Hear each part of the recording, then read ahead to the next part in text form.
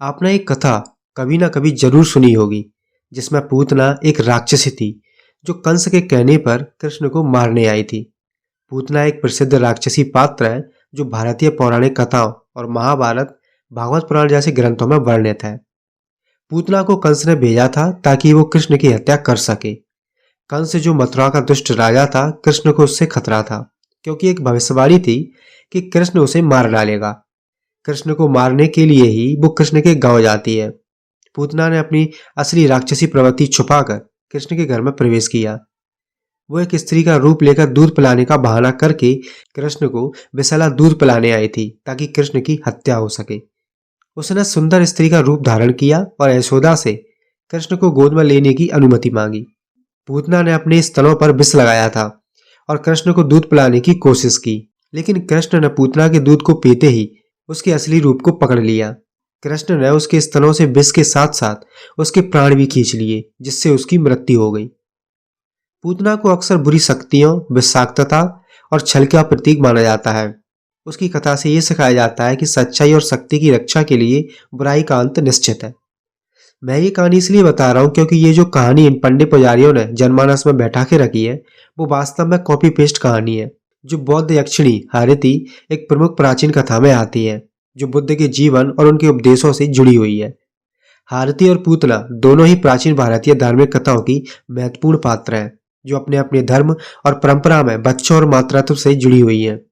ये कथा बौद्ध धर्म के प्रारंभिक साहित्य में वर्णित है और बुद्ध की करुणा और उनके उपदेशों की शक्ति को दर्शाती है।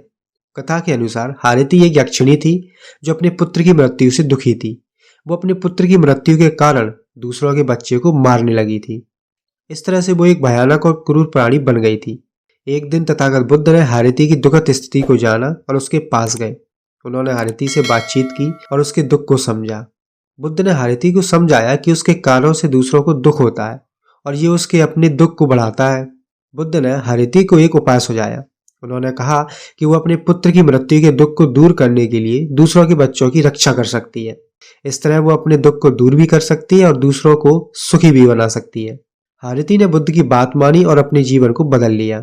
वो दूसरों के बच्चों की रक्षा करने लगी और अपने दुख को दूर करने में सफल रही। इस तरह हारती एक भयानक राक्षसी से एक दयालु और करुणामयी प्राणी बन गई। ये कथा बौद्ध धर्म के मूल सिद्धांतों को दर्शाती है, जैसे कि करुणा, दया और जीवन के प्रति सहानुभूति। ये कथा ये भी दर्शाती है कि बुद्ध के उपदेशों की शक्ति किसी भी व्यक्ति को बदल सकती है और उसे एक बेहतर जीवन जीने के लिए प्रेरित कर सकती है। हारती के बौद्ध साहित्य में दूसरी कथा भी है जिसमें बुद्ध हारती के सबसे छोटे बच्चे को बुद्ध अपनी भिक्षा पात्र में छिपाते हैं और वो संपूर्ण राजगृह में बच्चे की तलाश कर बुद्ध के पास आती है। बुद्ध हारती को दूसरों के बच्चों की रक्षा करने की सलाह देते हैं और उसे बच्चा खोने के दुख का एहसास दिलाते हैं। हारती कुछ दिन बाद बुद्ध के पास आती है और कहती है, तथागत मुझे बच्चों का खून पीने की बहुत तलब आई है, मैं क्या करूं? बुद्ध हारती को अनार का रस पीने की सलाह देते हैं और हारती मान जाती है। बौद्ध यक्षिणी हारती को बच्चों के समूह के साथ और हाथ में अनार के रस के पात्र के साथ दर्शाया जाता है। हारती एक देवी है जो बच्चों की रक्षक मानी जाती है। हारती को बच्चों को बुरी शक्तियों से बचाने वाली देवी के रूप में पूजा जाता है। दोनों ही पात्र शुरू में बच्चों के लिए खतरा थी, लेकिन हारती सुधर गई और एक संरक्षक बनी, जबकि पूतना का अंत बुरी राक्षसी के रूप में हुआ। ये जो कथा है पूतना की, वो पूरी तरह से बौद्ध धर्म की हारती से प्रेरित कथा है, लेकिन थोड़ा बदलाव के साथ, क्योंकि दोनों ही बालकों के प्रति हिंसात्मक राक्षसी महिलाओं का रूप है। अब इसमें पूतना का जो पात्र है वो हारती देवी का कॉपी पेस्ट पात्र है, क्योंकि पूतना का पात्र कागज पर यानी तस्वीर में मिलेगा, लेकिन बौद्ध यक्षिणी हारती की मूर्तियां मिलेंगी।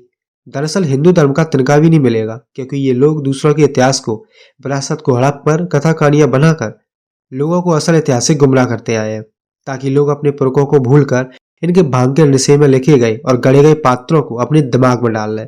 मतलब बंद दिमागों को और बंद कर लें, ताकि सदियों तक लोगों को मूर्ख बना के फ्री का माल चढ़ाते रहे।